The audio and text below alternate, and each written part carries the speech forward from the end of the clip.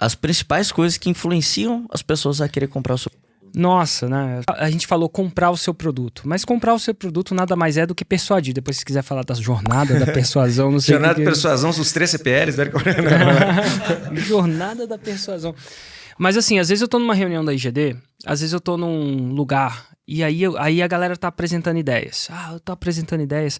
E eu comecei a ler. Assim, quando você parte para uma posição de liderança na sua empresa, o seu trabalho é comunicar uma visão e não necessariamente executar. A gente estava falando exatamente disso. Então, e os principais problemas vêm de qualquer coisa. Quanto mais alto, quanto mais pessoas você lidera, quanto mais essa cadeia acontece, os principais problemas que acontecem vêm de uma comunicação ineficiente. Eu falo uma coisa, você entende outra. Sim, total.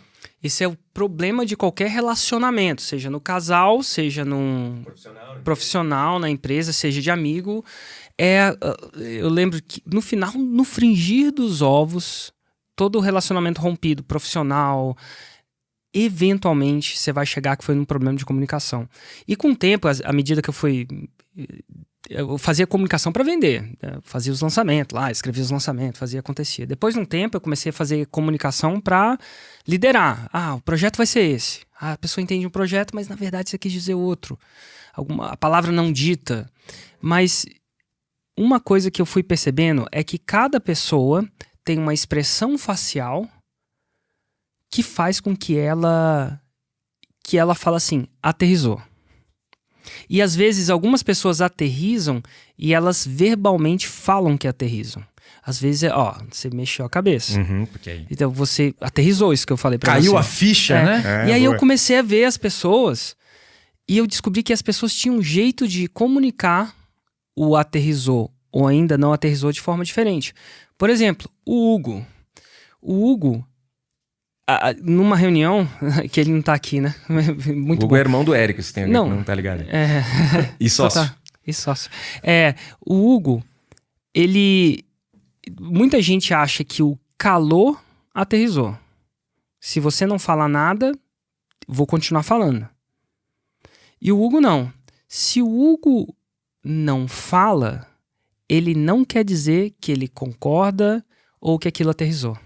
Então, às vezes eu vejo uma reunião, por exemplo, alguém falou alguma coisa e o Hugo ficou calado. E às vezes nesse calado, não é que ele não tá calado porque ele discorda, não, às vezes ele tá na cabeça dele, pensando e tal. Outra pessoa que o silêncio é perigosíssimo num processo de aterrissar é a Karina, a Kate Karina. Kate Karina, que participou daí do episódio passado, se ela ficar calada, eu descobri que é perigosíssimo. Não é que é perigosíssimo, quer dizer que a ideia ainda no meio que não aterrissou. E às vezes eu falo, pausa. Eu acho que, eu não falo com essas palavras, não acho que não aterrissou com a Karina, mas Karina, o que você acha? Porque porque às vezes ela vai falar, não, tá tudo bem. Mas às vezes o calar não é. Então às vezes você tá conversando com a pessoa achando que a pessoa tá aterrissando, concordando, discordando, mas na verdade não tá. O meu é bem mais sem filtro, né, Érico? Você vê Você verbaliza o tempo inteiro. Se você for ver nesse podcast as primeiras, sei lá, os 20, 30 minutos desse podcast, à medida que o Vanassi estava falando, o Thiago tava isso, porque ele tem uma verbalização muito... E aí quando ele não aterrissou, não vou dizer... Dá uma fraquejada na voz.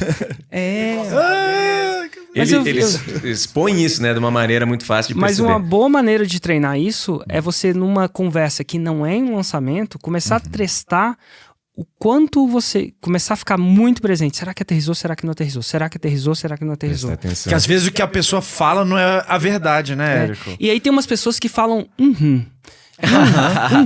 Olha eu lembrando das aprovações de palestra aqui, moleque. Você entendeu? E eu descobri que algumas pessoas significa tô dentro, tô comprado. Mas algumas pessoas significa continua falando, eu preciso de ouvir mais. Ou algumas pessoas cara, tomara que ele mude de assunto. Olha aí. Não necessariamente é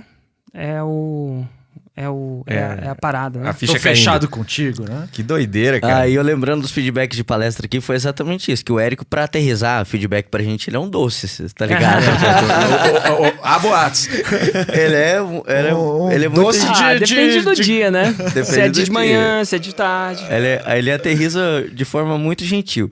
Aí ele falando assim, Lorival, aí você tem que fazer isso, tal coisa. Eu, entendeu? Ele, não quer dizer nada pra mim, Lorival. Quer dizer que você não tá interessado no que eu tô falando pra passar pra próxima. Repete o que eu falei. Aí eu repetia mais ou menos. Não, agora escreve. Pega papel e caneta e escreve aí o que eu falei. E lê em voz alta. Não, tô com o computador aqui, Érico. eu Não, tô vou com o esperar. computador. Não, mas é que eu não tenho caneta, eu vou anotar. Não, então vai lá do outro lado do escritório, pega papel e caneta. Aí eu fui assim, a Flávia veio com papel e caneta. Lô, você quer parar a reunião? O Érico tá tentando garantir que tu tá entendendo a ideia, cara. Agora é aterrissagem à força. Tá tatuando o negócio no cara, na Se mente fosse do cara. aterrissar Não, um mas, avião, cara- o Érico pega o avião, aterriza assim, ó. Isso, filha da puta. Não, mas, cara, isso faz muita diferença. E nas reuniões é uma coisa que o Érico faz mesmo, qualquer reunião. Cara, não, ficou claro pra você? Diz aí, sim, se ficou claro e tal, isso é muito bom mesmo.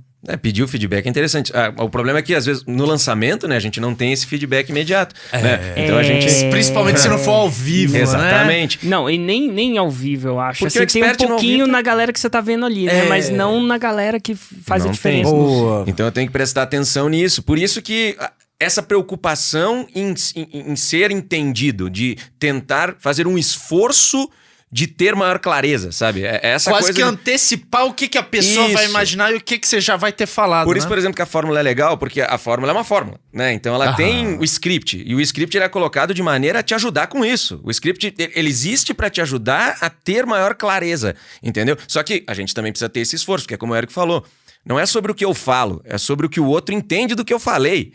E aí a gente tem que trabalhar para tentar ser o mais claro possível, por isso que eu gosto de testar script, né? Muita gente não testa, mas testar com alguém, ler antes. E outra, conforme a gente vai trabalhando com o lançamento, é legal a pessoa pegar e olhar os feedbacks do lançamento, porque tu aprende muito com aquilo que está sendo falado durante, nos comentários e tudo mais. Tem gente que diz que ouve a audiência e não ouve.